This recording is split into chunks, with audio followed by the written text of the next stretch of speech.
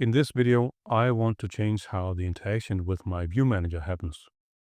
I want to change it from a direct method call to an indirect event-based activation. So what does that mean? Let's start with the current state of things. Here is my view manager, and when I want to change the view, some method will call this showView method. Then the fxml file is loaded, maybe the controller is set up, or that's the other showView method, and the content is added to the center of the border pane. And if I open the select shelf controller, I can find down here an example of how the show method is called.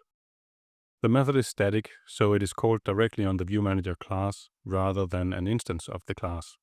And here is my problem, potentially. Well, it's not a big problem currently, but maybe in the future. This is what we call a tight coupling. Generally, tight coupling between classes can make your system less flexible and more difficult to unit test. It can be hard to rework the view manager and how it works without affecting the controllers. One thing changes and so another must as well. That's the tight coupling. The first step towards a more loosely coupled approach would be to create an interface for the view manager and pass that in through the constructor. In my previous video, I introduced the controller factory, so the controllers can now have constructors. This lets us hide the implementation details, and I could change it without the controller being affected. That's the power of loose coupling. No more static references. This shouldn't be too much of a problem to implement for you. But I will take it even further, just for fun and because I found out it was possible. So let's start with the theory. In JavaFX, the view is structured with UI elements. Whether those are input elements like buttons and text fields, or layout elements like V-boxes, border panes, and so on. This structure can be represented by a tree, and here I show part of my OK-Reads application for a specific view. The root is the stage, which has a scene, which then has a border pane. This outermost pane, in my case the border pane, is also known as the shell when you do this single view approach that I have shown in previous videos.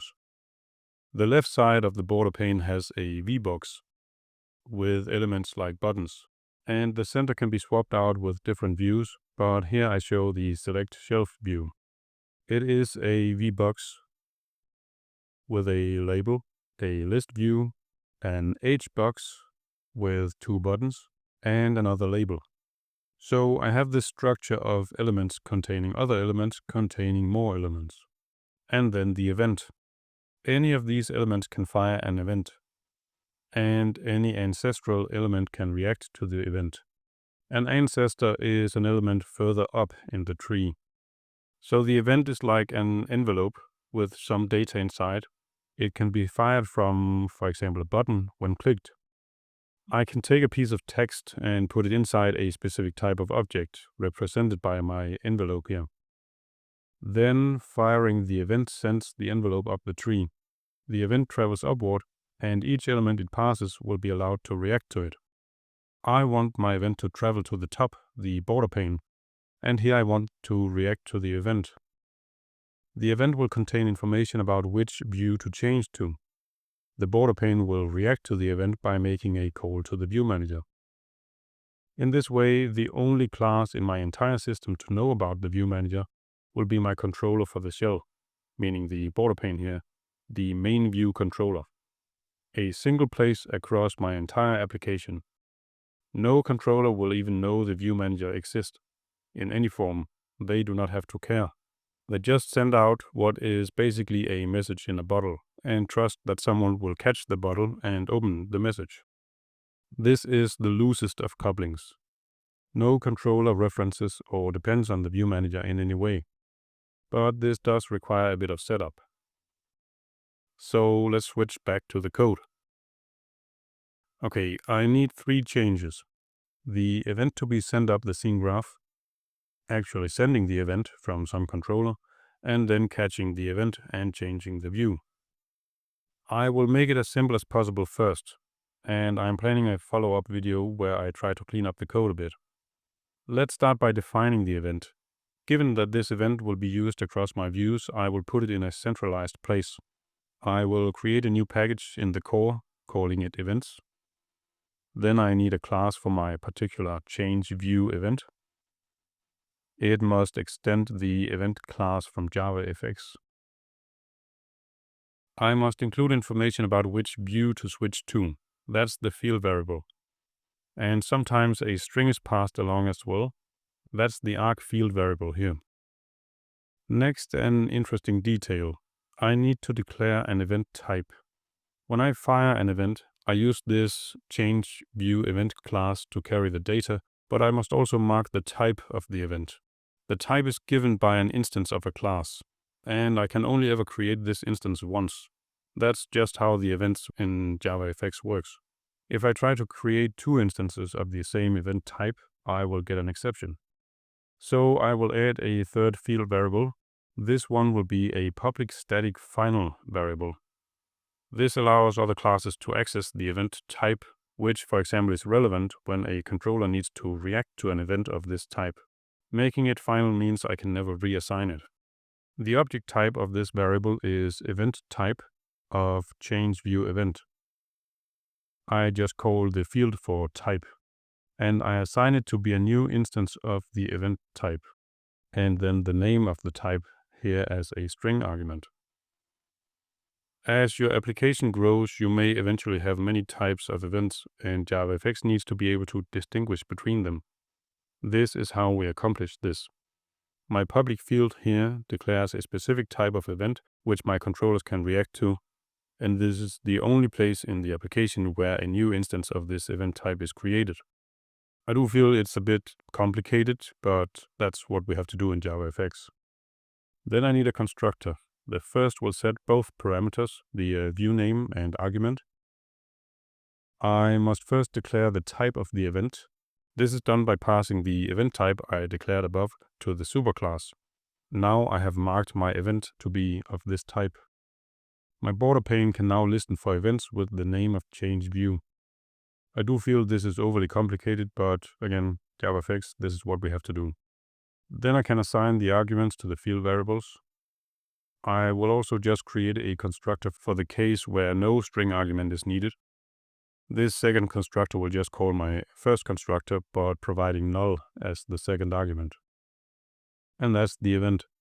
This is my envelope, which I can put some data into, that's the field variables, and I can send it up the scene graph.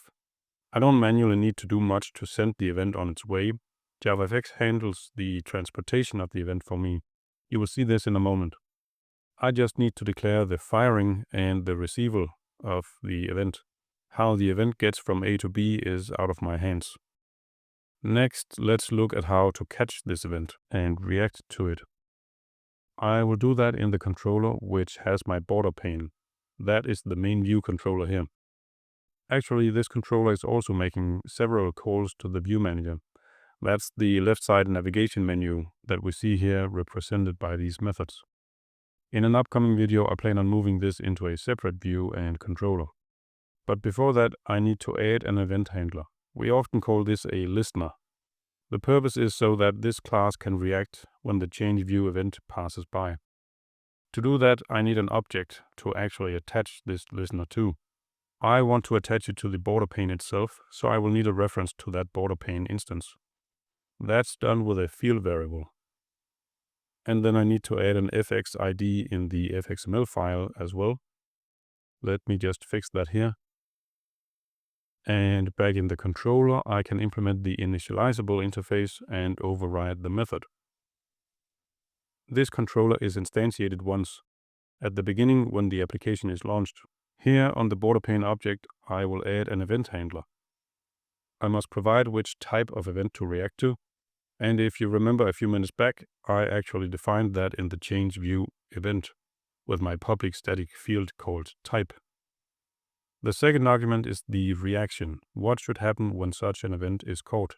I can declare a method reference and then create the method. And the behavior is just to call the showView method on the view manager. And here I notice I didn't do the get methods for the two field variables on the event. So I will just add one for the view name and one for the argument. Now I notice that I always change view with an argument, or eventually I will when I update all the other controllers, even though this argument is sometimes null. And if I look at the show view method, it expects the argument to be not null. So let me rework things a little bit. The controller instance is now just an object again. Then I check if it's an instance of the interface accepts string argument, in which case I can cast the controller and set the argument. This should only happen when there actually is an argument to set. Now, while I'm here, I will just clean up the other showView method. I have probably mentioned this before. The two methods are very similar, and because I now have the check if the controller is of type accepts string argument, I have handled the case where there is no argument. That means the argument is null. What I can then do in the first showView method is to just remove everything and call the second showView with the second argument being null.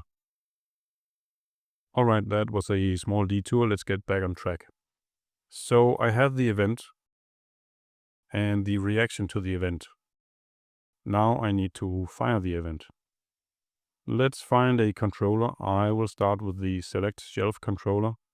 And down here I have two methods for the two buttons.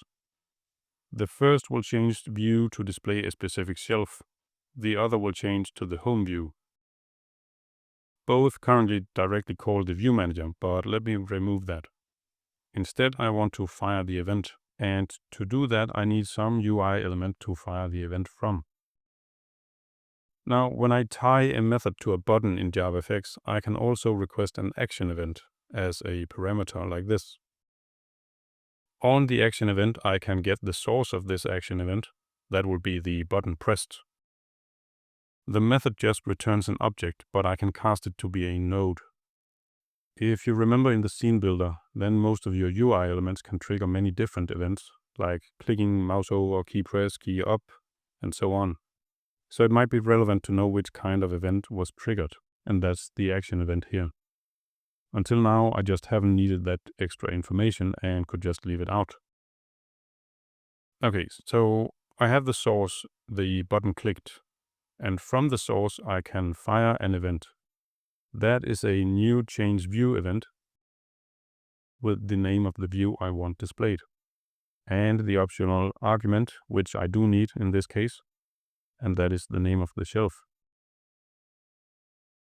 Now let's just run a test. I should be able to create a new shelf and view that shelf even though it's empty. I get the shelf view shown. My change view mechanism is working as expected. That's a good start. Now I just need to update every place in these controllers which want to change view. I already have the cancel button action down here, so let's start there. Again, add the parameter, get the source, and fire the event. Next, the add author controller. There's another cancel button. I will add the parameter and get the source and fire the event. And so on. Let me just speed things up as I update each controller super fast.